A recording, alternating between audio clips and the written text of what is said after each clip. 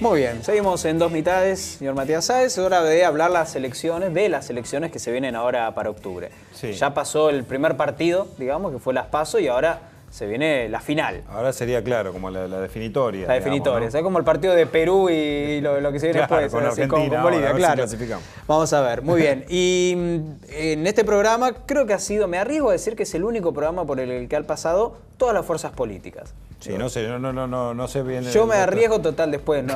Total, claro, que lo chequee otro. Que pero manden la carta documento a acá nombre de acá la pasaron directora. todos, eso seguro. No sé si En no, este programa han pasado todas las fuerzas políticas, hemos analizado previo a las PASO cómo se venían las PASO, cómo se venían las elecciones, y ahora es el momento de analizar las elecciones generales. Vamos a hablar hoy con un candidato de Unidad Ciudadana, candidato a diputado provincial por la 8ª sección, con Guillermo Escudero. ¿Cómo estás, Guillermo? ¿Bien? Bien, muy bien. Bien. Bueno, a ver, primero un análisis de cómo viste estas PASO que por lo menos estuvieron enturbiadas en las últimas, en el momento final, ¿no? Del conteo de votos y demás.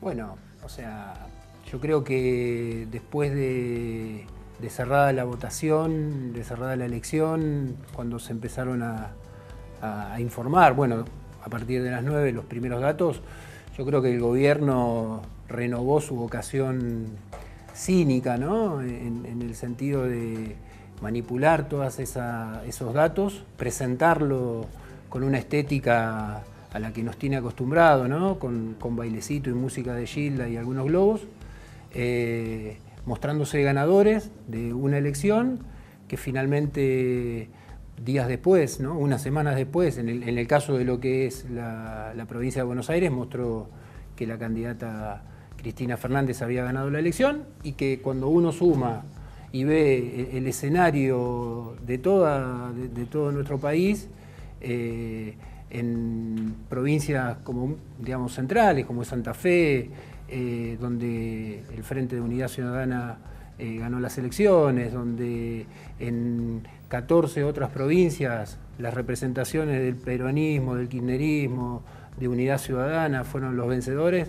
Entonces creo que ahí eso es una metáfora la que presentó el gobierno en el horario central del día domingo, mostrándose ganadores, pero que en realidad la madre de todas las batallas, que es la provincia de Buenos Aires, terminó perdiendo, y en otras provincias, como recién decía, el voto peronista, kirchnerista, es el que ganó en 14 provincias, Sí, con lo cual... Santa Fe fue muy fuerte también, ¿no? Denunciando por televisión que no se estaban contando los votos, por C5N más precisamente, y ahí empezaron de nuevo el conteo y terminó dando a Rossi como ganador. Bueno, Santa Fe en ese sentido fue digamos, como un espejo de lo que estaba pasando en la provincia de Buenos Aires, con la diferencia de que al día siguiente ya estaba, digamos, los datos corroborados hasta donde, porque también había algunas mesas que faltaban escrutar, pero que estaba mostrando a Rossi, digamos, ganador de esa elección. Entonces uno suma la cantidad de votos que a lo largo de nuestro país eligieron opciones que no son la del gobierno, y uno ahí tiene un panorama que no es el que presentó el gobierno y los medios afines en ese sector, en ese horario central, y lo que reprodujeron también cínicamente el resto de los medios, ¿no? Hasta que, bueno, en nuestra provincia Cristina ganó las elecciones, con lo cual hacia adelante es un escenario que es muy favorable, hay que trabajarlo mucho, en la ciudad de La Plata por supuesto, pero no es esa presentación cínica que intentó realizar el gobierno. Claro. Ahora, en la lista que vos integrás, llegaron alrededor del 25% de los votos. ¿Qué creen que va a suceder en octubre? ¿Creen que se va a incrementar? Se dio una fuerte polarización a nivel provincia, si se quiere, y acá también las dos fuerzas mayoritarias fueron Cambiemos y Unidad Ciudadana. ¿Crees que esa polarización se va a acrecentar en las de octubre? ¿Crees que eso también les puede llegar a dar a ustedes la opción de lograr un porcentaje mayor? Nosotros el día domingo 13, digamos, en los distintos cuerpos, más o menos ese es el promedio, con algunas diferencias, ¿no? Entre lo que son los candidatos a senadores o candidatos a diputado nacional, provincial y concejales, pero no hay una variación muy grande. Ese es nuestro piso, ¿no? Y a partir de ese número nosotros tenemos todo para crecer.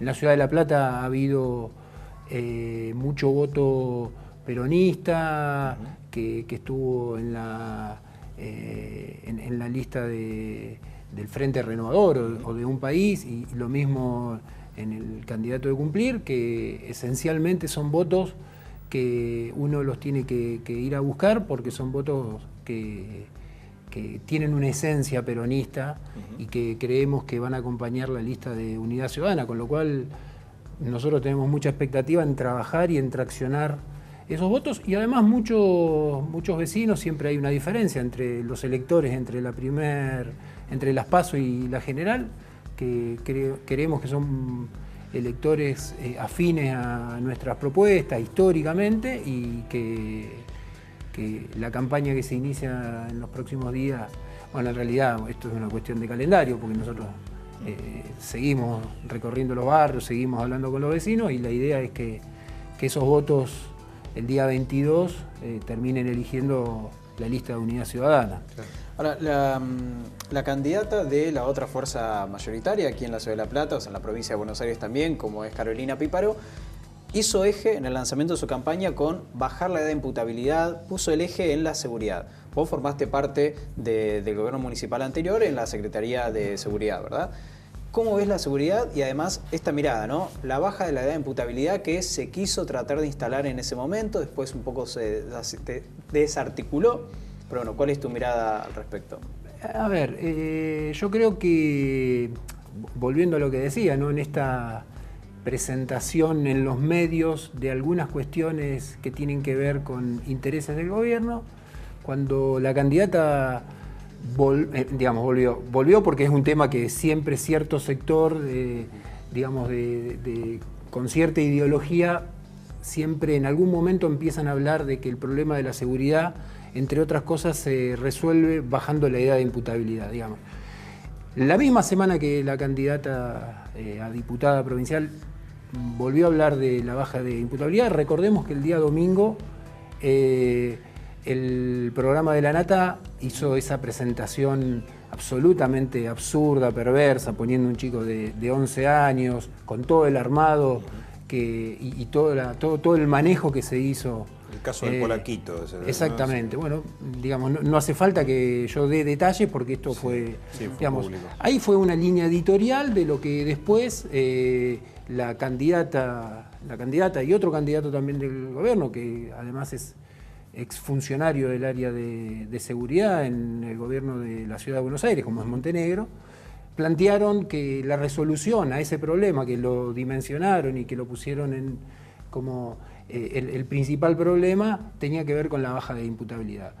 Y los datos, cuando uno analiza todo lo que la procuración, los distintos procesos que se inician, ¿cuál es la implicancia real en la problemática del delito, lo que tiene que ver con chicos menores de 16 años? Es ínfima, es ínfima. El problema de la seguridad no se resuelve con judicializar lo que se tiene que resolver con inclusión, con chicos que tienen que ir a la escuela, que cuando la situación familiar o la situación de las instituciones no alcanza, es el Estado el que tiene que estar asistiendo y no judicializando, digamos, a los chicos. Entonces, ¿Cómo se resuelve esto, digamos?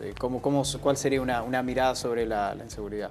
Porque la verdad hoy es algo que muchísima gente se ve preotada por. Vemos además asambleas en los distintos barrios también preocupados por la inseguridad. Bueno, lo que está claro es que el problema de la seguridad no se resuelve bajando la edad de imputabilidad. Eso, digamos, es una discusión que nosotros, si es necesario, la vamos a dar, pero que nosotros tenemos muy claro que ese no es el eje. Ahora, la situación de la seguridad tiene que ver con una serie de cuestiones que no son exclusivas de este gobierno, ¿no? Yo fui secretario de Seguridad y continué trabajando el tema y nobleza obliga, uno plantea que el problema no comenzó con este gobierno. Ahora, yo sí creo que todos los estándares de seguridad este gobierno, y en especial el gobierno municipal, los ha profundizado por muchas cuestiones.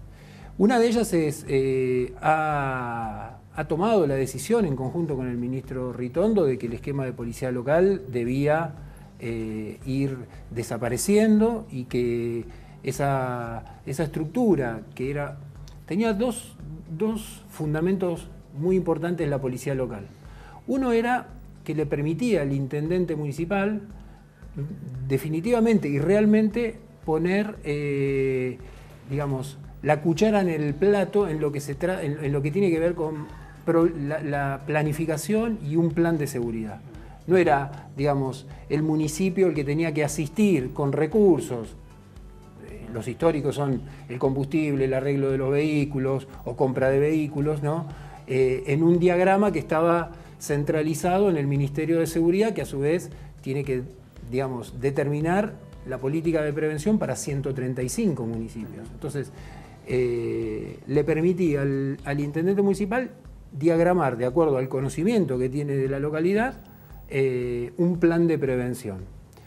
Y por otro lado, era una herramienta donde se discutía fuertemente que esa como empoderamiento de la policía bonaerense tuviese una discusión real, digamos. Ahora, sacando la policía local, la participación del municipio queda como deslucida, y por otro lado es nuevamente detrás de este eslogan que es "estamos combatiendo las mafias de la policía", volver a darle un poder central a la bonaerense. Entonces, es imposible que un ministro de seguridad resuelva el problema en un modo centralizado en 135 municipios y además con todos los municipios que tienen más de 500.000 habitantes.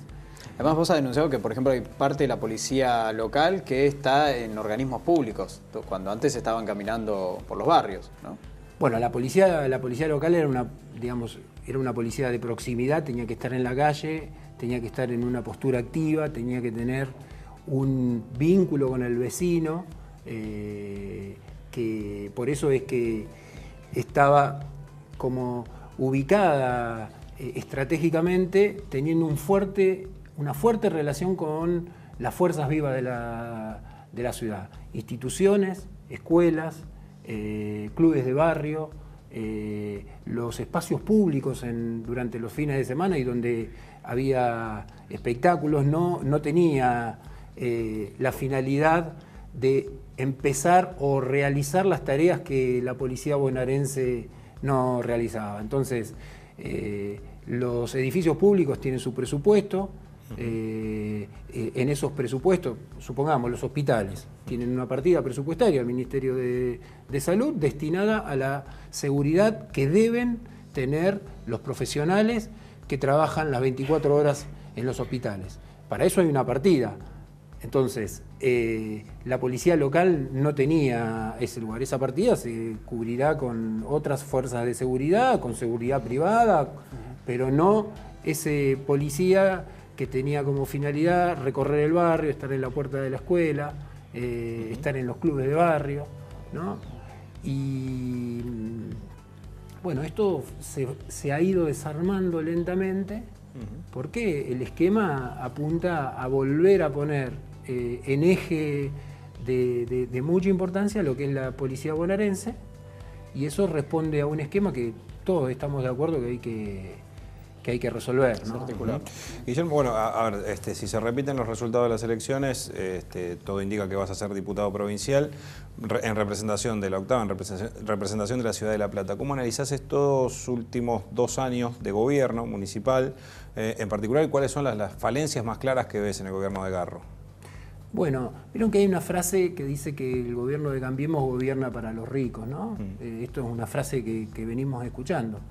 Ahora, ¿cómo se traduce eso en la práctica? Bueno, lo vemos claramente en la ciudad. Nosotros recorremos y pareciera ser que hay 3 ciudades en la ciudad de La Plata. La periferia absolutamente y profundamente abandonada. Tenemos una serie de intervenciones o acciones del gobierno en el casco, y después, en todo lo que respecta a Plaza Moreno y 10 cuadras de la Redonda, parecería ser, digamos, que ahí hay una presencia muy activa del gobierno municipal. Entonces, cuando se dice que gobierna para un cierto sector, en la ciudad de La Plata lo vemos claramente, porque uno, a medida que se va alejando del centro, se va encontrando con que el Estado está ausente. Entonces vemos que la recolección de la basura no es como la que se ve en Plaza Moreno o en Plaza San Martín o en los lugares que tienen que ver más con el centro del casco urbano, que la iluminación no es lo misma, que la cantidad de patrulleros, por decir un tema que tiene que ver con seguridad, no es la misma, que el estado de las calles.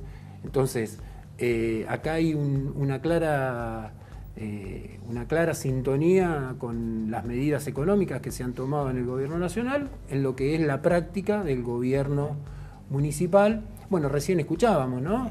Cómo desde un área tan importante, y escuchaba lo que decía el candidato a concejal, desconociendo lo que establece la ordenanza. La ordenanza, digamos, me meto en un tema pero la ordenanza lo que establece es que en aquellas instituciones públicas o que cumplen una función social en la Ciudad de La Plata, el pago de los servicios en un convenio es por parte del municipio. No es ni dinero ni ninguna otra cosa, es el pago de los servicios como ayuda del Estado municipal. Bueno, esto claramente en una institución emblema y que nadie discute en la Ciudad de La Plata, ni en la Ciudad de La Plata, ni en la provincia, ni en el país, ¿no? Claro, Sí. claro. Guillermo, muchísimas gracias por haber venido. Esperemos que vuelvas a estar aquí. Decías la primera vez que estabas acá en el canal, que no conocías. Bueno, esperemos que Sí, sean algunas más. muy bien. Cuando ustedes gusten. Exactamente. Bueno, muchas gracias por haber venido. Gracias Vamos por a ir a venir. un corte, ¿le parece? Sí, me parece muy bien. En el próximo bloque vamos a estar hablando con Gastón Sosa. Él es vocal del club de Elizalde, el Club Deportivo Elizalde, y se está denunciando desde el club que se están queriendo quedar con las tierras de este club. Hemos hablado ya de los problemas que estamos acarreando aquí en la Ciudad de La Plata, por eso nuestro hashtag del día de hoy es En Problemas. Ya venimos.